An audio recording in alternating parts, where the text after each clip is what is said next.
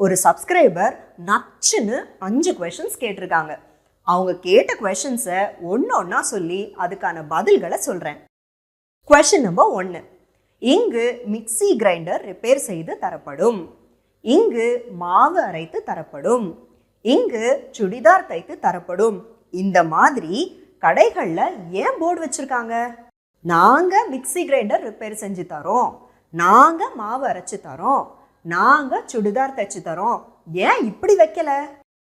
அது ஏன்னா வியாபாரத்தை பொறுத்த வரைக்கும் வாடிக்கையாளர்களுடைய கண்ணோட்டத்தில் செய்கிற தொழிலுக்கு தான் முதன்மையான முக்கியத்துவமே தவிர அதை யார் செய்கிறாங்க அப்படின்றது 2ஆம் பட்சம் ஆயிடுது. Question number 2. இதுக்கான இலக்கண ரீதியான விளக்கம் என்ன அப்படின்னு கேட்டிருக்காங்க. இதை தான் தமிழ் இலக்கணத்தில் செயப்பாட்டு வினை அப்படின்னும் இங்கிலீஷ் கிராமரில் பாசிவ் வாய்ஸ் அப்படின்னு சொல்லுவோம். ஸோ பாசிவ் வாய்ஸ் சென்டென்சஸில் ஃபோக்கஸ் எப்பவுமே செய்யப்படுற செயலுக்கு தான். Question number 3. இது மட்டும்தானா இல்லை பாசிவ் வாய்ஸுக்கு வேற விளக்கங்கள் இருக்கா அப்படின்னு கேட்டிருக்காங்க. கண்டிப்பாக இருக்கு. 1 2 கிடையாது, முக்கிய குறிப்புகள் 5 இருக்கு. அந்த குறிப்புகள் எதை பற்றினதுன்னா எந்தெந்த சூழ்நிலைகளில் பாசிவ் வாய்ஸ் பயன்படுத்தணும், எந்தெந்த சூழ்நிலைகளில் பயன்படுத்தக்கூடாது அப்படின்றத பற்றி. Question number 4. எந்தெந்த சூழ்நிலைகளில் பாசிவ் வாய்ஸ் பயன்படுத்தணும், எளிமையான உதாரணங்களோட விளக்க முடியுமா அப்படின்னு கேட்டிருக்காங்க. நச்சுன்னு 4 பாயிண்ட்ஸ் சொல்கிறேன். 1. ஒரு செயல் யார் செஞ்சாங்கன்னு தெரியலைன்னா பாசிவ் வாய்ஸ் யூஸ் பண்ணணும். இதுக்கான examples: the bank has been robbed. அந்த வங்கி கொள்ளையடிக்கப்பட்டுள்ளது. யாரால? தெரியாது. the glass was broken. அந்த கண்ணாடி உடைக்கப்பட்டது. யாரால? தெரியாது. the money is stolen. அந்த பணம் திருடப்பட்டுள்ளது. யாரால? தெரியாது. 2. ஒரு செயல் யார் செஞ்சாங்க அப்படின்றத ரகசியமாக வச்சுக்கணும் அப்படின்ற சூழ்நிலையில் பாசிவ் வாய்ஸ் யூஸ் பண்ணணும். இதுக்கான எக்ஸாம்பிள்ஸ்: யூ ஆர் கால்டு. நீங்கள் அழைக்கப்பட்டுள்ளீர்கள். யாரால? அது secret. Your support is needed. உங்கள் ஆதரவு தேவைப்படுகிறது. யாருக்கு? அது secret. The meeting has been cancelled. கூட்டம் ரத்து செய்யப்பட்டுள்ளது. யாரால? அது சீக்ரெட். 3வது பாயிண்ட்: ஒரு செயல் யாரால பொதுவாக செய்யப்படும் அப்படின்னு எல்லாருக்கும் தெரிஞ்சதுனால அந்த நபர் யாருன்னு மறுபடியும் சொல்ல தேவையில்லை. இதுக்கான examples: the breakfast has been prepared. காலை உணவு தயார் செய்யப்பட்டு விட்டது. யாரால? வழக்கமாக அம்மா தான் செய்வாங்க. the EB bill was paid. EB bill செலுத்தப்பட்டது. யாரால? வழக்கமாக அண்ணன் தான் கட்டுவார். the interview will be conducted tomorrow. நேர்காணல் நாளை நடத்தப்பட உள்ளது. யாரால? வழக்கமாக HR தானே நடத்துவாங்க. Point number 4. ஒரு செயலை செஞ்ச நபரை விட செய்யப்பட்ட செயல் முக்கியத்துவம் வாய்ந்தது அப்படின்ற சூழ்நிலையை பற்றி பேசும்போது பாசிவ் வாய்ஸ் வரும். இதுக்கான examples: the victim was taken to the hospital. பாதிக்கப்பட்டவர் மருத்துவமனைக்கு கொண்டு செல்லப்பட்டார். யாரால? அது முக்கியம் இல்லை. the dead body was carried to the mortuary. அந்த சடலம் பிணவறைக்கு கொண்டு செல்லப்பட்டது. யாரால? அது முக்கியம் இல்லைங்க. the girl was teased in a public place.